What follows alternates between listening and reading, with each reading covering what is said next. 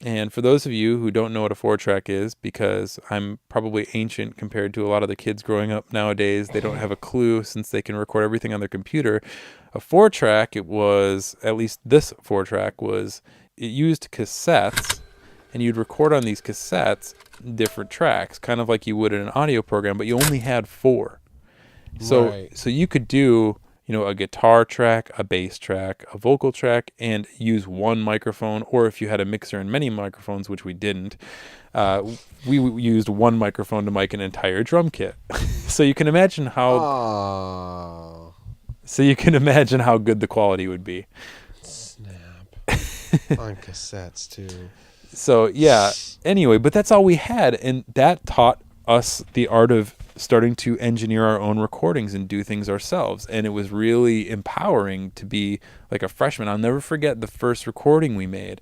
We felt like, oh my gosh, we need to send this to the radio station, and thank God we didn't. But it was really, I will never forget that feeling. And that was, I think, going back to my childhood when I said I wanted to be an artist.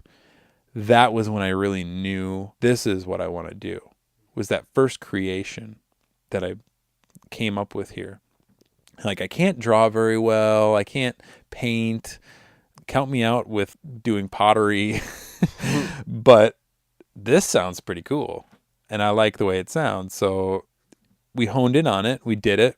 And so I also linked up with a friend who was a year older than me at that point, named Josh.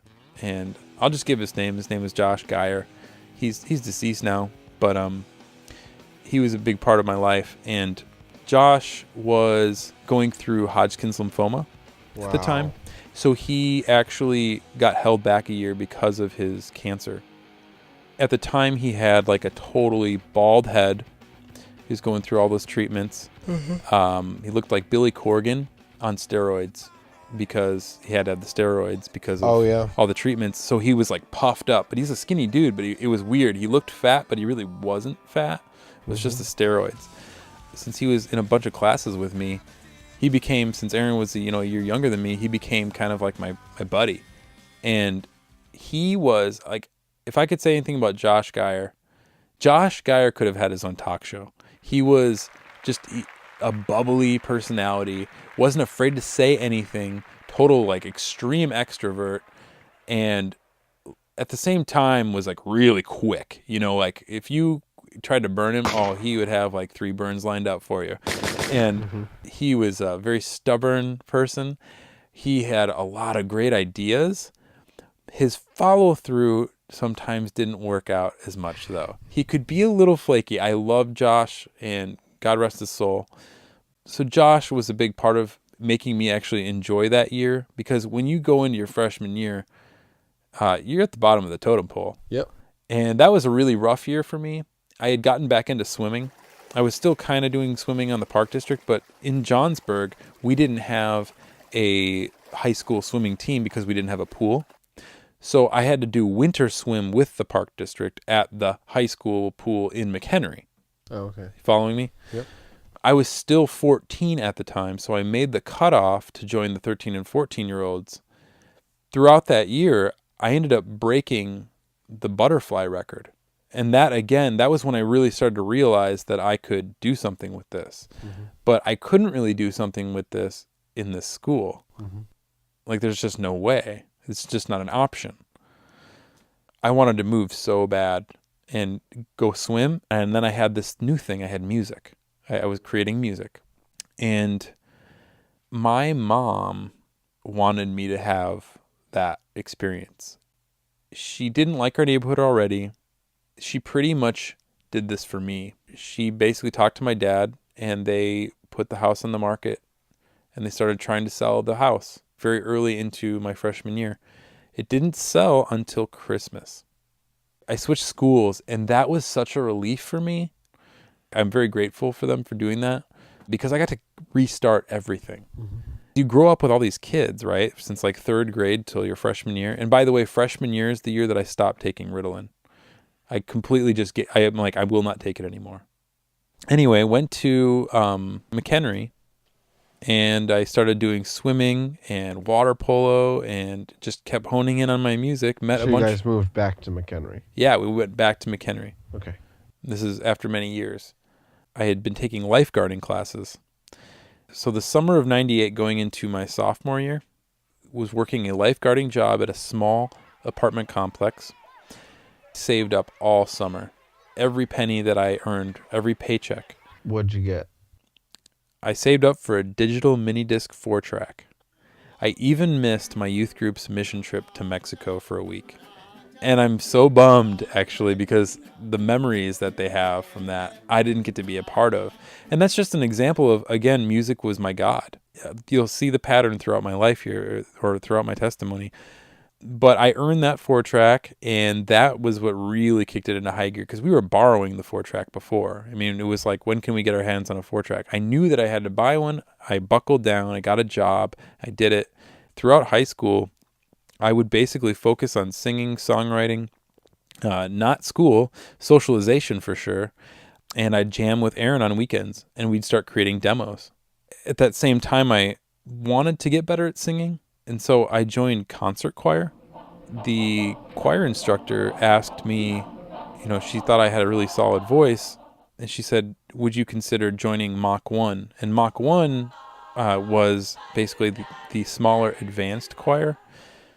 Is really intimate, as far as, I think there were like 16 people in it or something like that. But, you do jazzy songs, you do more advanced stuff that you would sing in a smaller group, and you'd have solos and stuff like that. And that's when I learned how to like scat, and my musical palette kind of opened up more. So I started to develop my vocal skills and kind of come out of my shell more and sing out and learn how to punch vocals more. Got a lot more confident in that. And really, that's how I spent, high school, was singing and swimming. I had this goal to break the record for butterfly. I didn't know if I could do it, but I always wanted to break the 100 butterfly record, which was held by the coach's son from like 1991 or something like that. So it hadn't been broken for a while. Every year I got closer and closer to that. We interrupt this broadcast for a quick snooze break. Will the guilty party please speak? Huh? What? Oh, sorry, Sam. So Dan, what happened last night? Okay, well, I have a little confession to make, everyone. If I can predicate it with a little backstory as to why, Sam's testimony is not boring, okay? Not at all. However, I would like to explain, as I mentioned in last month's episode, I am potentially developing Crohn's disease. I'm going to be going to see that chiropractor where I may be able to take care of it, but I have not been able to start that yet. So I have been experiencing the last week and a half a flare-up where I am in a lot of pain at night, like right now as we're recording this, and I have a very difficult time getting to sleep. I usually don't get to bed till 2:30, 3, sometimes 4 o'clock in the morning, and then I'm, grabbing 2 or 3 hours after I get up. I go back to bed if I can. Sometimes I have to watch my little girl, or I have things that have to get done. So I'm very tired, and I experienced a bit of a flare-up last night. Kind of found a comfortable position on the futon down in the studio, and, well, the rest is history. I was... Boring. Not boring.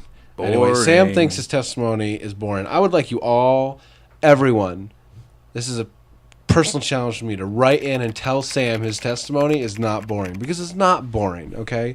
His jerk friend and co-host was exhausted and fell asleep on him, and that's not his fault. It's funny because Mandy, my wife, this is totally fast forwarding, but Mandy took me out to a movie one time. Like, she paid to go see Batman, what was it, the second one where the dude died, the Joker, Heath Ledger. Batman, Dark Knight. Dark Knight, yeah. What do you propose? It's simple. We kill the Batman.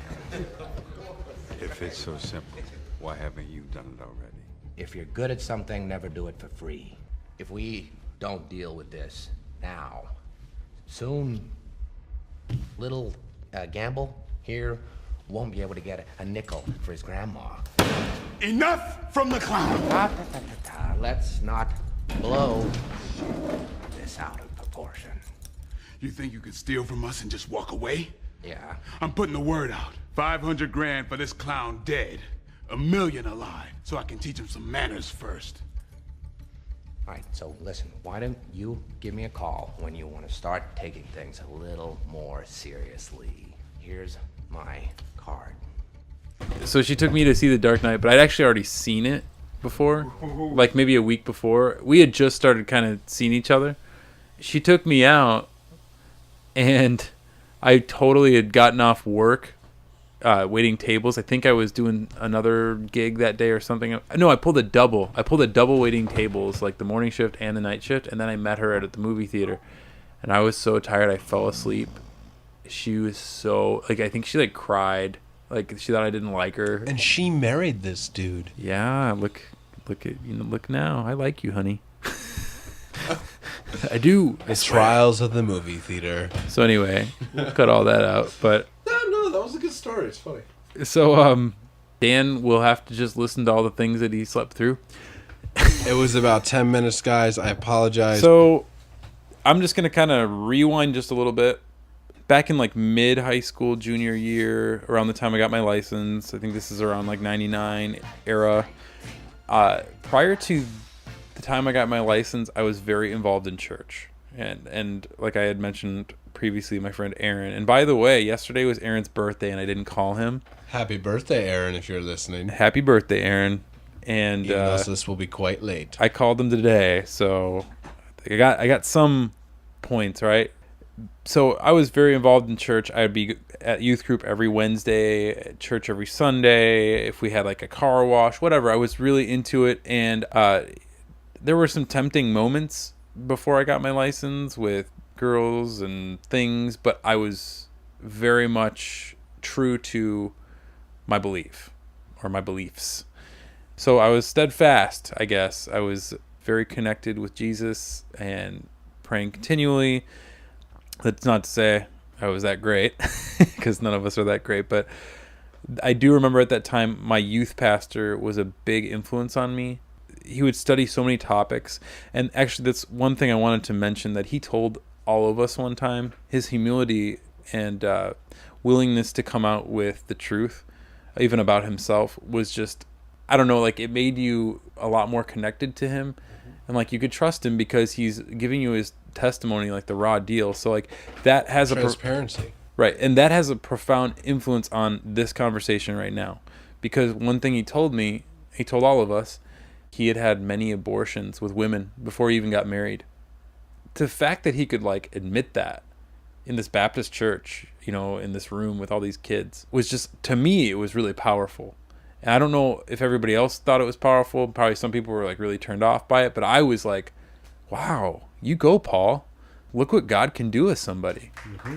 And so, absolutely. So that being said, you know, we're getting into the second half of my testimony, and there are going to be some things that are a little darker that happened in the later years of my life after high school.